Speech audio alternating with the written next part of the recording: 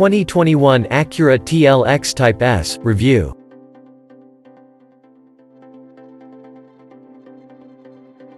But before we start, please support us by pressing the like and subscribe buttons, so that we can continue to provide the latest information about motorcycle news and update.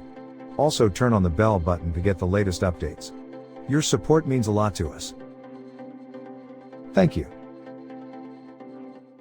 Acura keeps sending forget-me-nots. First came the second-generation Acura NSX, a 573 HP mid-engine sign that the brand had been working on itself, made some big changes, and wanted to have a heart-to-heart talk about performance. Now, the 2021 TLX Type S sports sedan has arrived at our doorstep, and its 355 HP V6 and torque vectoring all-wheel drive system are the kind of wooing that totally works on us.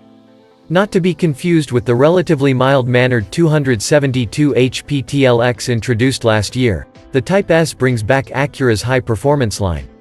Set up for use on the street and not necessarily with track driving in mind, that's where the brand's Type R moniker comes in. The TLX Type S is intended to compete with the Audi S4s, BMW M340is, and Cadillac CT5-Vs of the world, not more extreme RS models, M cars, or Blackwings. Strong acceleration and only a hint of low RPM turbo lag is our first impression of the TLX's V6. Engineers assure us that this DOHC V6 is a new design, sharing only its bore spacing with older Honda Acura engines.